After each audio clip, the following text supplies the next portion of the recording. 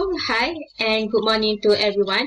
Today, our group will present topic 6, which is, as you can see, it is about taxation on petroleum industry. Okay, next here is my group members. Okay, our outline for today, the first one is concept and definition of major terminology, and then tax rates, basic period tax and taxable income, capital allowance, and lastly, appeal. Okay, before I pass to our first presenter to explain about concept and definition, let me watch a short video about the petroleum industry. Okay, stay tuned.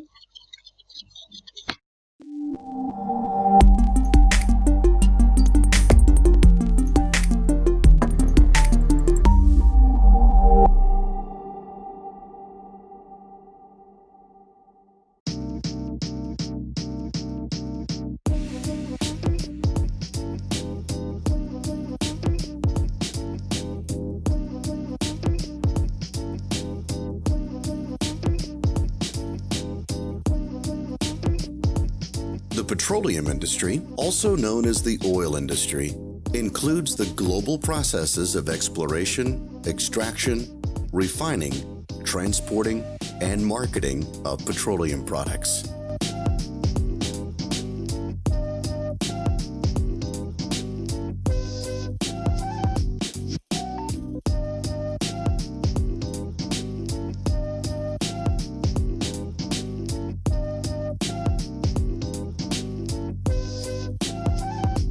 Petroleum is a liquid mixture of hydrocarbons that is present in certain rock strata and can be extracted and refined to produce fuels including gasoline, kerosene, and diesel oil. The largest volumes of products of the oil and gas industry are fuel oil and gasoline. Petroleum is the primary material for a multitude of chemical products, including pharmaceuticals, fertilizers, solvents, and plastics. Petroleum is therefore integral to many industries and is of critical importance to many nations as the foundation of their industries. The oil industry is usually divided into three major components: upstream, midstream, and downstream. The upstream industry finds and produces crude oil and natural gas. The upstream is sometimes known as the exploration and production sector. The midstream industry processes, stores, markets, and transports commodities such as crude oil, natural gas, and natural gas liquids, mainly ethane, propane, and butane. The midstream provides a vital link between the distant petroleum producing areas and the population centers where most consumers are located. The downstream industry includes oil refineries, petrochemical plants, petroleum products distributors, retail outlets, and natural gas distribution companies.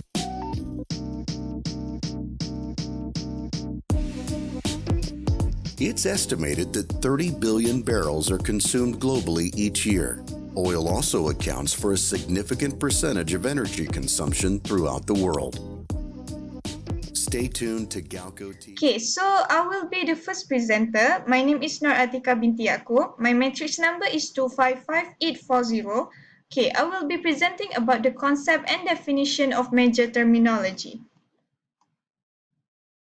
So what is petroleum? Petroleum is any mineral oil or relative hydrocarbon and natural gas. So petroleum industry, also known as the oil industry or the oil patch, it includes the global processes of exploration, extraction, refining, transporting, and marketing of petroleum products. Okay, the largest volume product of the industry are fuel oil and gasoline. I'm sure you all have heard about the fuel oil and gasoline. Okay, so petroleum operation, it been divided into two, which is upstream operation and downstream operation. So the upstream operation is operation that finds and produces crude oil and natural gas. So upstream oil and gas production is conducted by company who identify, extract, or produce raw material. It includes operation, identify deposit, drill well, and recover raw material from underground. Okay. They are also often called exploration and production company. So for upstream operation, the taxation under upstream will be calculated under PITA Income Tax Act 1967. Okay. For the downstream, downstream operation, it includes oil refineries, petrochemical plants, petroleum products distributors, retail outlet, and natural gas distribution company. Okay, so the downstream operation oil and gas are closer to the end user or consumer. Okay, the example of product that are produced from downstream of oil and gas production is like diesel, um, natural gas and gasoline. Okay, so basically the downstream is about the finished good of the crude oil, and the upstream operation is about mining to find the crude oil. Okay, so for the downstream, the taxation and the downstream will be calculated under Income Tax Act ITA 1967. Okay, so I will tell you about Petroleum Income Tax Act PITA 1967. Okay, Malaysia used PITA 1967 to impose a tax upon income derived from petroleum operation. So petroleum income tax shall be charged for each of year assessment on the income of every chargeable person. Okay, later I will tell you about the chargeable person. So next, petroleum is being defined under petroleum operation under Section 2, PITA 1967. Petroleum operation are defined as searching for and winning or obtaining of petroleum in Malaysia by drilling, mining, extracting, or other like operations or processes in the course of business or incidental. Okay, so drilling, mining, extracting here, it refers to the upstream operation. So only upstream operation that will be only taxation under upstream that will be calculated under PITA. Okay. So next is sale or disposal of petroleum, so won or obtained. Okay, next is sale or disposal by Petroleum Nasional Berhad Petronas within Malaysia of petroleum obtained from outside Malaysia or on behalf of Petroleum Nasional Berhad Petronas of such petroleum to any point of sale or delivery within Malaysia. Okay. So the chargeable person, according to Section 2 Petroleum Income Tax Act PITA 1967, chargeable person means Petroleum Nasional Berhad Petronas, Malaysia Thailand Joint Authority, in relation to each petroleum agreement, any other person carrying on petroleum operation thereunder. So for your information, actually only Petronas or Malaysia Thailand Joint Authority can mining the petroleum and run the petroleum operation. So if other businesses want to take part in petroleum operation as their business, they have to join venture with Petroleum or Malaysia Thailand Joint Authority to or they have to join venture with Petronas or Malaysia Thailand Joint Authority to do the business, to do the petroleum mining as their business operation. So the other businesses beside Petronas and Malaysia Thailand Joint Authority cannot open the petroleum operation business on their own. Okay. So that's all from my part. For the next topic, I will pass to the next presenter. Thank you for listening. Okay, thank you to my friend. Now I will continue about tax rates. My name is Siti Sarah binti Ahmad Suki. My matric number is 252681. Okay, about tax rates, there are two types of tax rate that I will share today, which is the first one is upstream. The example for upstream, we can see it is national oil companies, integrated oil companies, and independents. Okay, the petroleum operation will be 38%, while as you can see, an effective petroleum income tax rate of 25% applies on income from petroleum operation in marginal fields. No other taxes are imposed on income from petroleum operation. Okay, but for Joint Development Area (JDA) for 0 to 8 years of petroleum production, it will be 0% rate, but for 9 to 15 years of petroleum production, it will be 10% rate, while lastly for subsequent years, it will be 20% rates. Okay. For next is for downstream. Downstream is for others petroleum operation, income tax. For example, petrochemical or refining, or wholesale, retail, or trading. Okay. For downstream others operation, petroleum operation, which is income tax, it is 24% tax rates. Okay, that's all from me. Thank you. I will pass to my friend.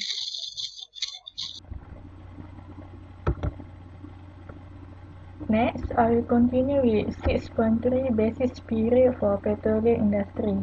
In this petroleum industry, we use Petroleum Income Tax Act 1967, which is PITA 1967. In Section 5.1 PITA 1967, the accounting period ending on any day in a year of assessment shall constitute the basis period for that year of assessment.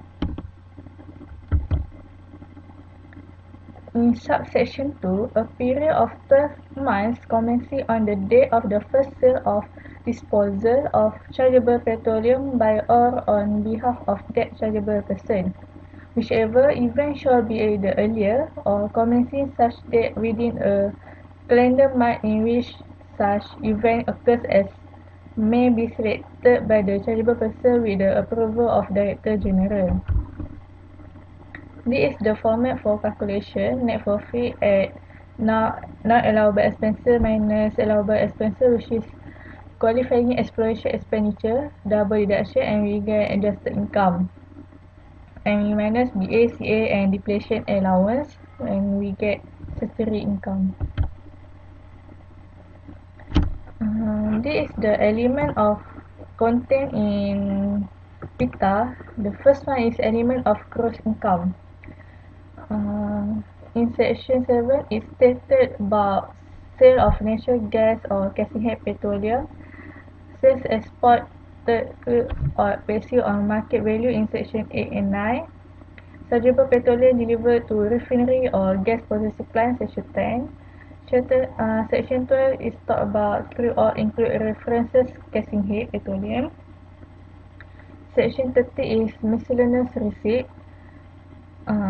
For example, is receipt or revenue from petroleum operation, insurance, indemnity, equipment recovery and reimbursement, compensation for loss of petroleum operation. This is the example of the section that I screenshot from the PITA 1967. You may look here. If not here, you can go to the PITA and search the section and can read there. Second one is allowable expenses. Allowable expenses in Income Tax Act ITA 1967 is under section 33.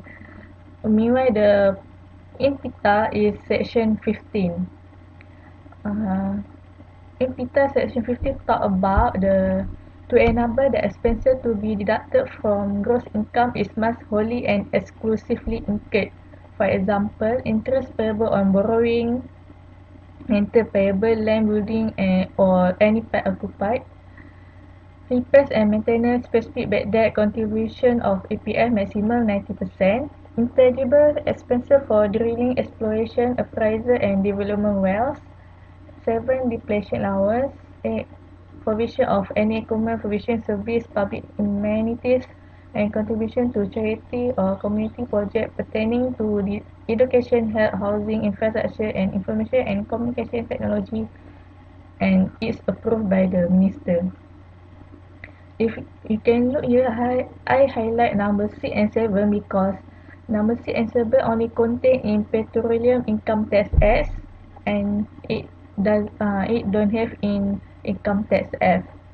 That's why we need to minus the intangible of drilling, exploration and depletion allowance in PITA. This is example of the section that I screenshot from Pita. You can look here or you can read in Pita.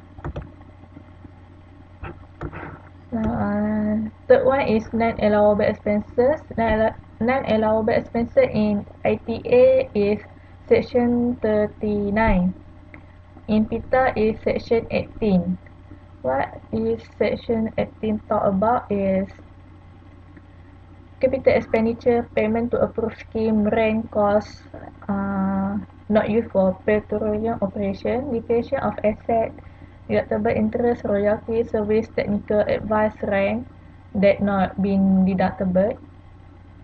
Number 6 is any amount chargeable tax payable under PITA, rental of motor vehicle exceeding 15,000, motor vehicle not used for purpose to the rental and cost less 150,000 and rental pay exceed 100,000 is not allowable. Sum of 50% of expenses incurred in entertainment expenses. 10 is leave passage within or outside Malaysia.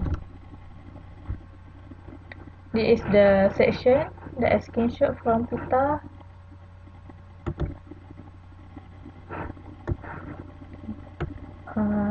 Fourth one is other incentive. Other incentive is contained 2, which is participation in approved carry fair must be organised or endorsed by Talent Corporation Malaysia Berhad (TCMB) and approved by the Minister of Education.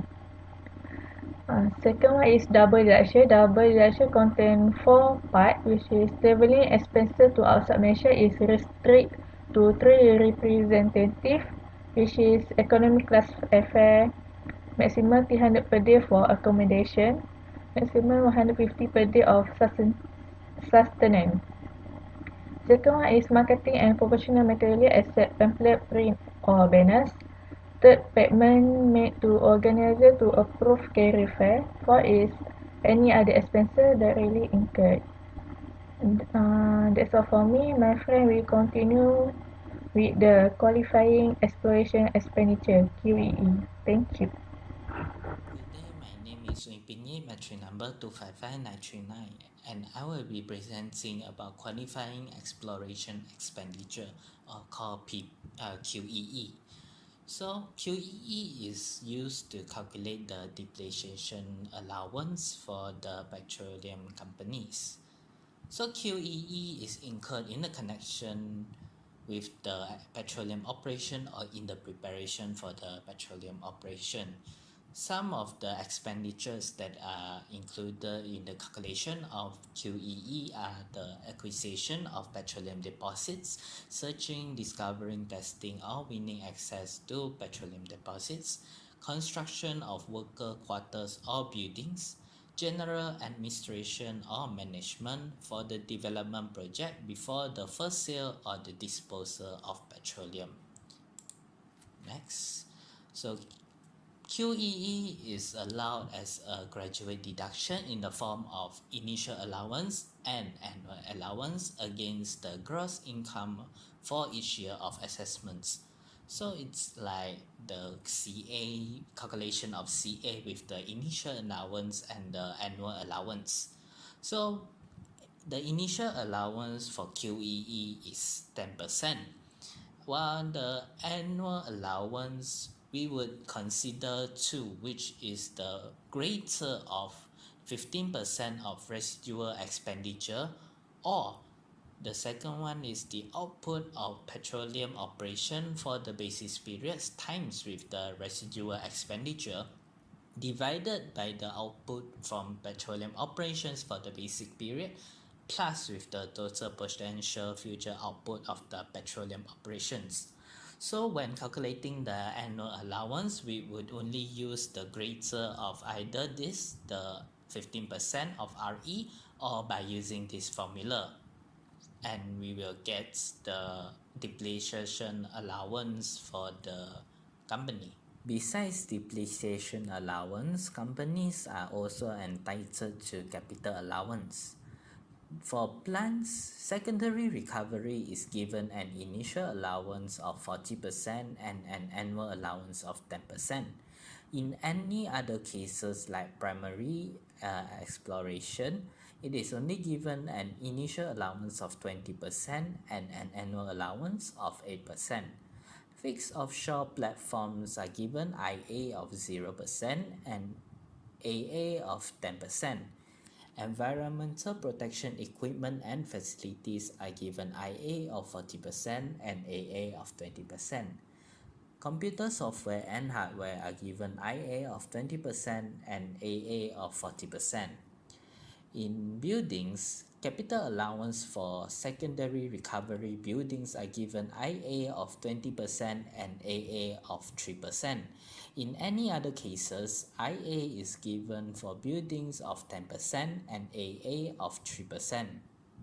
So like normal capital allowance, initial allowance is claimable in the year the expenditure is incurred, and annual allowance is claimable in each year commencing from the year the expenditure is incurred. The qualifying plant expenditure incurred during the exploration and development period can be accumulated and carried forward to the commercial production period and is deemed to be incurred in the year of the first sale of petroleum. So, based on PITA, they define the secondary recovery as a project to produce hydrocarbons or petroleums by applying external energy to underground reservoir for the purpose of additional and accelerated recovery of hydrocarbons, which is carried out subsequent to the earlier recovery process. Hey guys, Assalamualaikum warahmatullahi wabarakatuh. Good morning, good afternoon, good evening, good night whenever you view me. Nehawmavanakum. Okay, I will continue my group presentation with my part. Before that, I will tell my name first. My name is Muhammad Haziq Nakiuddin bin Abdul Bahar. Number metric 252577. Okay, I will explain you my part, which is appeals. Actually, there is 4 sections that have been allocated in the Petroleum Act that related with the appeal, which is the second one is section 43. As you can see in my slide, section 43, right for appeal, followed by section 44, extension of time for appeal, section 45, review by the Director General, and the last one, last but not least, section 46, disposal of appeals. Okay, proceed to the next slide. Okay, for section 43, right for appeal, I will read first, then I will explain you roughly what is this all about. Okay, a chargeable person dissatisfied by an assessment made in respect of him appeal to the special commissioners against the assessment by giving to the Director General within 30 days after the service of the notice of assessment and stating the reason for appeal. It's complicated, right? Complicated statement from the law. As you know, the stances from the law is very complicated. So I will make it more clear, okay? Okay, the taxpayer minor feels unsatisfied with the tax that been imposed by the Inland Revenue. Okay, some sort of like, for an instance, maybe the things that should not be taxed but being taxed by the Inland Revenue Board, or maybe the rate of charges, the rate of tax is higher compared to the usual one, or might be some sort like maybe the petroleum company can claim the capital allowance, but the Inland Revenue Board does not grant on it. So the chargeable person, or in this case the taxable person, have the right to make the appeal, or in other words, to against the decision that be made by the Inland Revenue Board within 30 days that been assessed after assessed by giving to the Director General. This means that after the period of 30 days, there is no compromise to the taxpayer to make the appeal. That means that the taxpayer need to pay what have been fixed by the Inland Revenue Board. As you can see below, there is two entity that involved in this appeal, which is the important person one, which is the taxable person, and the opposite entity, which is special commissioners represent the Inland Revenue Board.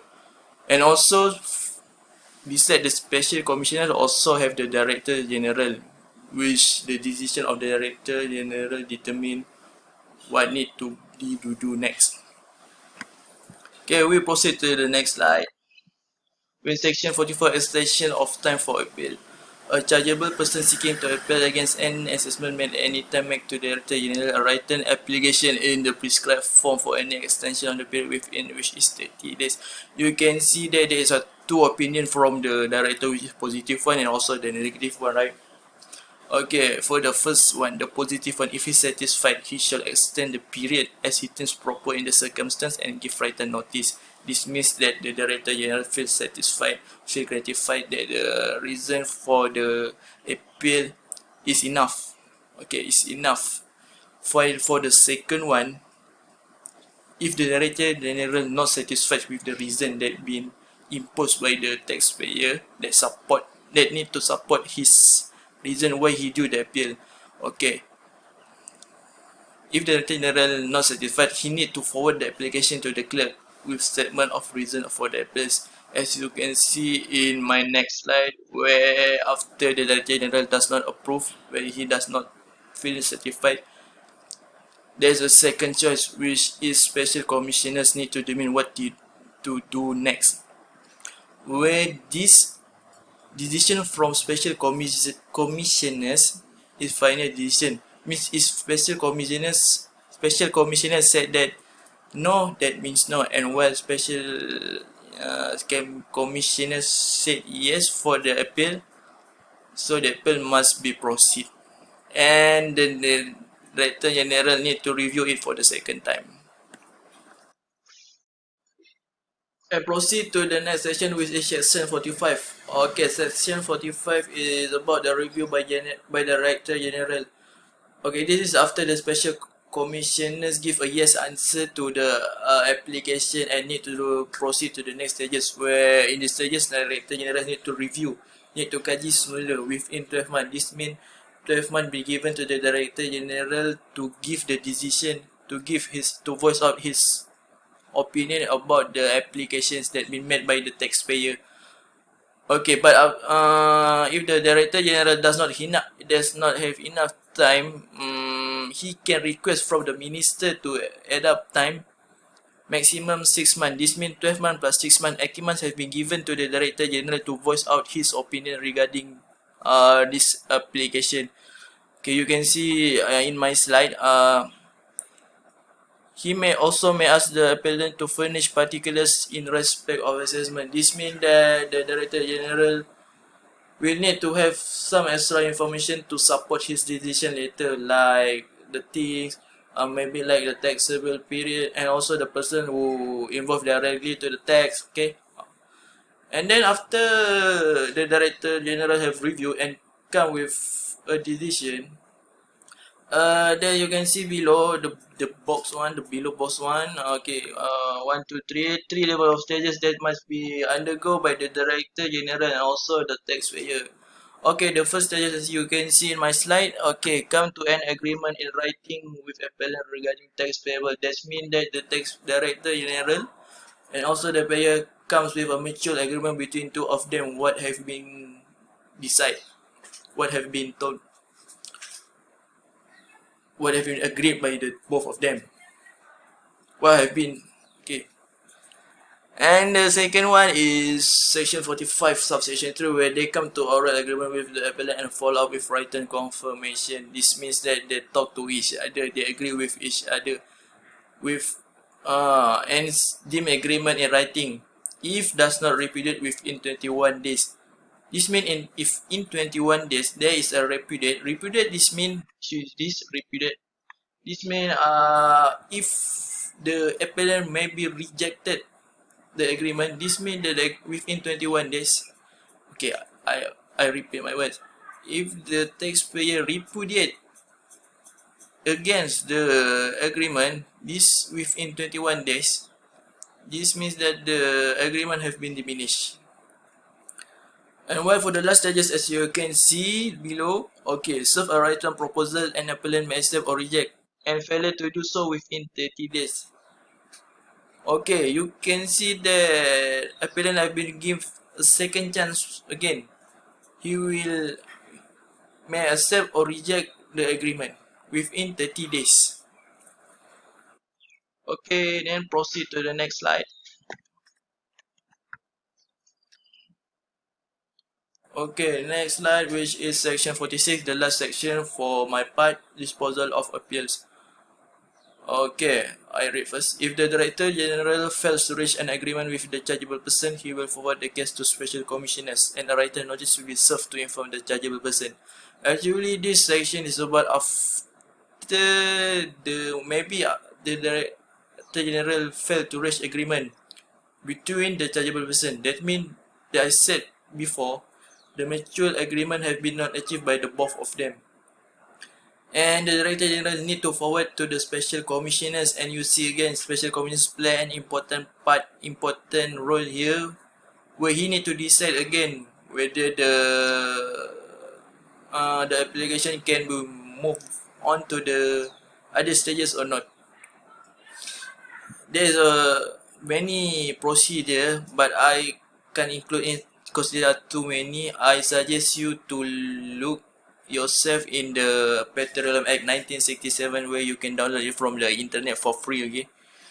Okay, I think my part for presentation have come to an end, and they also understand that our presentation for Petroleum have come to an end. Okay, I hope, we hope, we group members from Petroleum hope that you all can get something from our presentation and got what we all want to deliver to all of you. Okay, I forgot. Okay, this is the example of the form of application for appeal. You can say this kepada ketua pengarah, to the Director General, daripada the taxpayer, the appellants, and these particular things that related to the tax they need to fill in. Okay, any question? Okay, no question. Okay, that's all from all of us. And salam Ramadan to all my friends. And I hope that we hope that this our fight with coronavirus will come to an end and lead us to the victory. Okay, that's all. Thank you. Stay safe, guys.